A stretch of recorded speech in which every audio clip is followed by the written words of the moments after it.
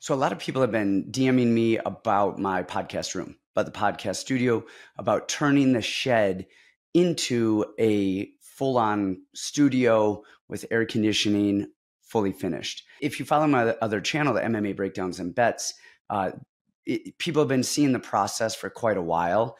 And now I just wanted to put it together because I'd seen a lot of these videos about turning a shed into either a tiny home or a studio, but they were all with contractors, people who knew what they were doing. Somebody was an electrician or somebody was a handyman.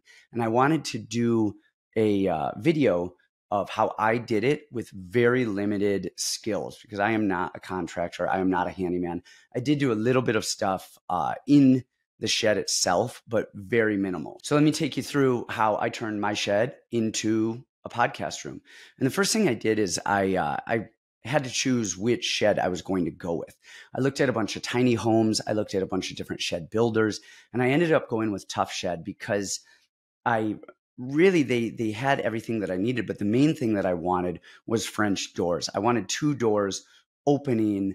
One, because it was going to allow light to come through a lot easier for video recording if I needed it.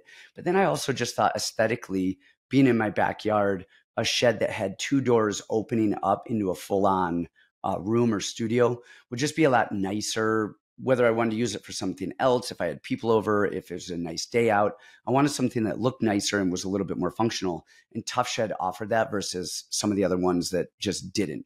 And I'm not getting any money from Tuff Shed. They didn't give me any deals.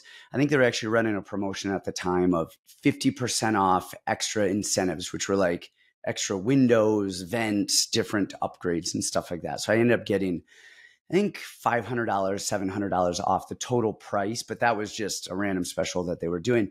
But I ended up going with a shed instead of a tiny house because the tiny houses that I was looking at would include plumbing and a kitchen. And I really wanted that at first, but then I realized there's no way I'm going to really use that or need that. And the price is anywhere from $80 to $100,000+ to get something like that.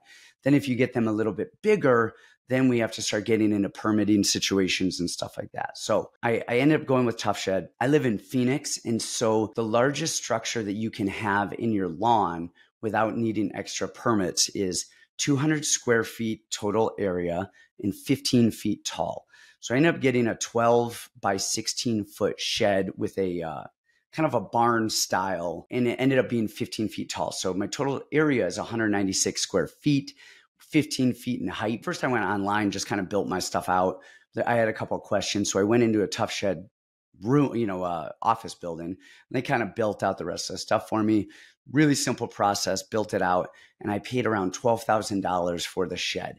I ended up getting it like the day that I walked in. I paid for it because I was going on vacation the next day, and it was about a 2-week lead time before they could schedule delivery out because it's a custom shed. Downstairs area, for lack of a better term, is 8 feet tall. And then from 8 feet to 15 feet, I have 2 4-foot lofts, one on each side of the shed, which give me storage. So I really helps. I don't have a lot of storage in my house. The downstairs area is full podcast studio, and then the upstairs area is storage. I scheduled that. I designed that. I get home from vacation, and about a week later, the guys show up. They say it's pre-made, but man, this thing was like sheets of wood on a trailer that these guys were pulling off, starting to build. Nice thing about Tuff Shed is they said that they don't need a concrete slab. As long as it's relatively level, they can fit bricks and shims and kind of level it out and balance it. So that was nice. The guys came, like I said, it was a bunch of wood on a truck.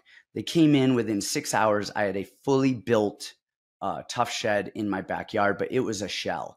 The step 1 of my renovation process was I had to wire for electric, and that comes in 2 phases.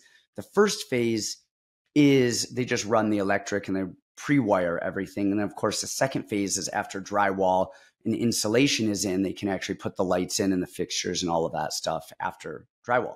So before I could run electric, though, I had to dig a 36-foot trench in my backyard from my wall, or, from the panel in my house to where the electric panel is going to run in my shed. And like I said, that was a 36-foot trench. 18 inches deep. Me and my 12-year-old son dug that on our own. It took us about, 2 days. It's 110 degrees in Arizona. Hardest part was just wetting enough of the dirt to just get in there and go, because the dirt is so dry here and so hard. So we did that. We wired everything, pre-wired the building. That was $2,000. And that was both phases. So that was total $2,000 for electric, and then a little manpower for my 12-year-old. Second phase was really the insulation. So it was insulation. We got that up. I wanted to run spray foam insulation, but the process to do that is just a lot harder. You need more specialists to do that. So the guy that I hired to run the insulation just used regular pink fiberglass insulation, insulated the downstairs, the loft areas, and then the upstairs as well. So that's quite a bit of work. He then hung the drywall, and then he smoothed everything, finished everything. So total on that was about $1,300 to $1,500 for the materials. And then I paid him $2,500 for the labor. And that was one of the longest phases of everything. That took him a few weeks. It was 115 plus outside in Arizona for weeks on end. And it was just one guy, and he did it all himself. So did a really good job, but it took a long time. So that was about $4,000 total. Then after that, I had the AC guy come in. I bought the AC unit on Amazon for about $1,000. And then it was about an $800 install. So I didn't want to install it on myself. I think I probably could have, but then you've got to charge it and you've got to do a bunch of stuff. And if you don't have a licensed HVAC guy install it, then the warranty is void. But it didn't work yet because I had to have the electrical phase 2 come in. So then after the air conditioning was in, electric phase 2 came in, put in all of the lights, all of the fixtures, recessed lighting, all of the outlets. And then he wired the air conditioning unit the rest of the way. Once that was done, it was just me and my wife. We painted. So we went to Don Edwards. We got 5-gallon primer, 5-gallon paint, and then 1-gallon paint for an accent wall. The paint itself was about $350.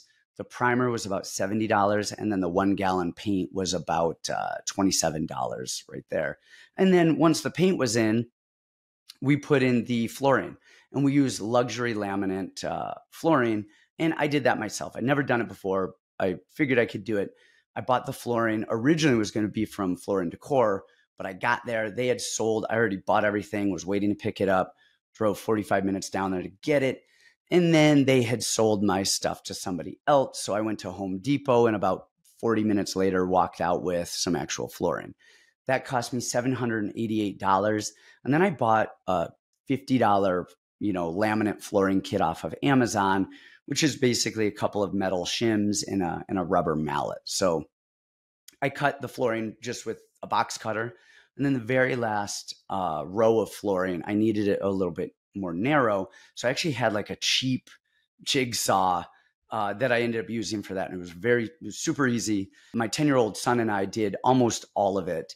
And I think it took us about 3 to 4 hours, and the whole thing was floored, easy peasy, nothing there. And then after that, I had the guy come in who did the drywall, and he put in the baseboards and then the door trim, and really made everything really nice. And then after that, it was really just came down to decorating. And you'll see in the videos, I mean, I bought an extra couch. I've got 3 cameras hardwired that are in here all of the time. I hung lights for video that are just out of the way.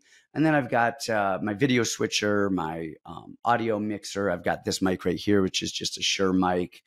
And that was really it. It was just decorating and cleaning things up. And I love it. The only thing that I need to do now is get some window treatments. I just don't have blinds on yet. It's actually even a little bit brighter in here than I would like right now because it's the middle of the morning. And that is it. That is how I turned a Tuff Shed into a full-fledged studio. So take a look. Hopefully this inspires you to do anything. I'll leave links in the show notes down there in the bottom of everything that I did, everything that I bought.